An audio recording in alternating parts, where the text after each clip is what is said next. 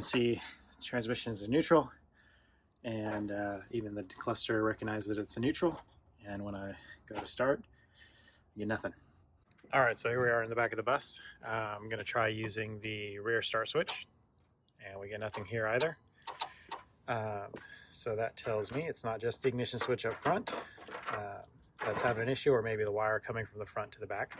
So just doing a quick visual, checking to make sure we don't have anything loose. We don't have any of the green crusties on any of the fuses. And now I'm going to look to see if I look to identify the starting relay that's back here, which is going to be this guy.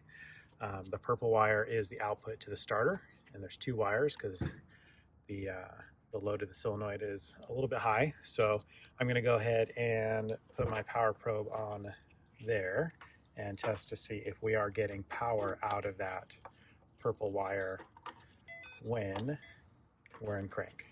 So right now we should have ground because we're reading ground through the solenoid. Just put the beeper on. So we're reading ground through the solenoid of the starter. And when I crank it, I get power.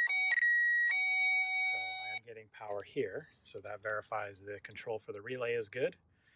From the switch, from the rear switch at least, is good. And then our fusible link, so the black wire that feeds the load on here, it's a fusible link from this stud down here. So that is good because we are getting power output on purple, on the two purple wires, which are going to come to this connector here. So the next thing I want to check is I'm going to check to see if I'm getting power at the starter, which is back in there. There's side access that I'm going to be using that'll make it easier to get to there. All right, so I want to confirm that I am getting battery power back here. From the batteries, it goes directly to this lug. So using the power probe, I'm getting power there. This is the ground from the solenoid, or the solenoid control wire, which should read a ground right now because it's not energized. So I'm going to go ahead and scrape some of this Gliptol off so that I get a good connection, and then I'm going to put a clamp on there with the power probe. And that way I can click the button and then see if we are getting our signal. So just finagle this guy on here. Might be easier if I take the rubber boot off.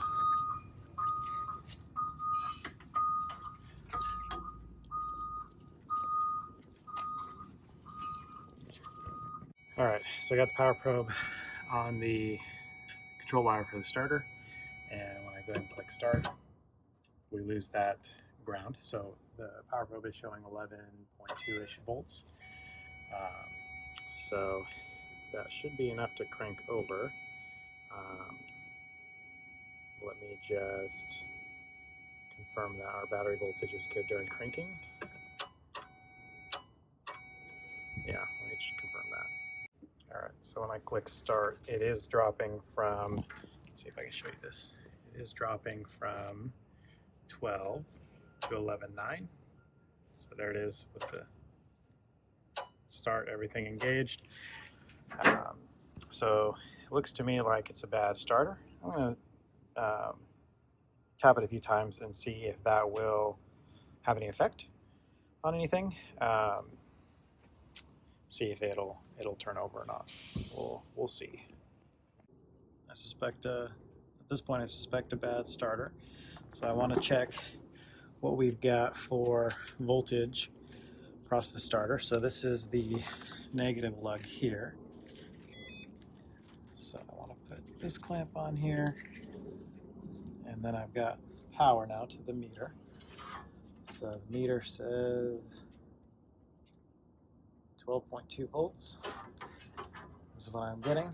So now I'm going to crank the engine with that reading so that I can see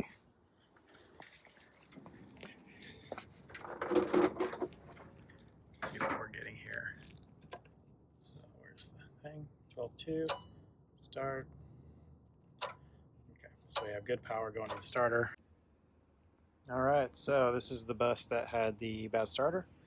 Here's the new starter. Looks like they might have changed brands. This is a Prestolite starter. Looks a little bit different than what we got going on back in here. So I've already disconnected the battery cables, and I'm just going to start disconnecting the cables.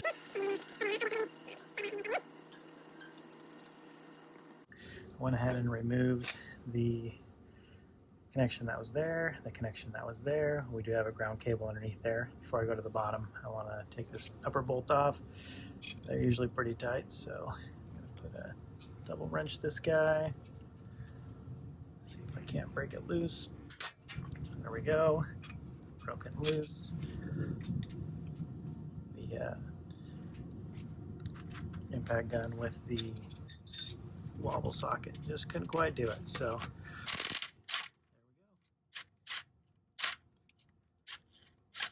come on. It's a tight angle with this turbo sitting here, so I think that's pretty much it. That's done. Now we go underneath and start doing everything underneath. Alright, so here we are underneath. This is the ground cable here. That's not looking good. Looks like the whole stud loosened up on me.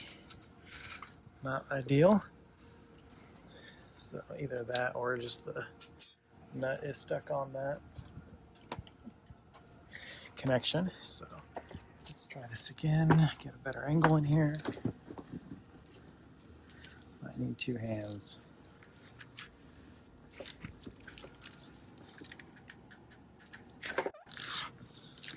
Alright, so broke it loose. Nope. See, the nut is spinning on the other side of the stud. That is not ideal. Not ideal at all. So basically pulling the stud out.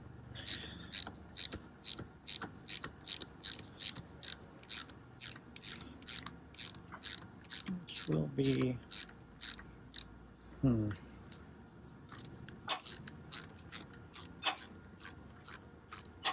I'm going to zip it with the impact.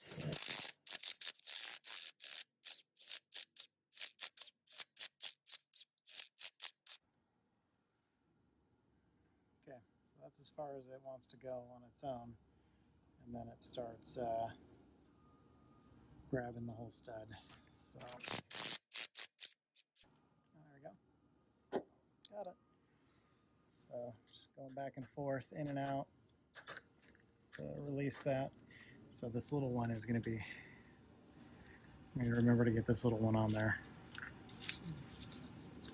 So that'll be good. That's a ground. So we got those cables out of the way. Let's go ahead and break this. Break this loose. So on the other one I had to double wrench it. So I'm just going to start with doing that here. Alright, so here's a comparison between the two starters. This is the one that came out. Usually there's a little like a rubber drain there, a little vent, but I don't see it on this one.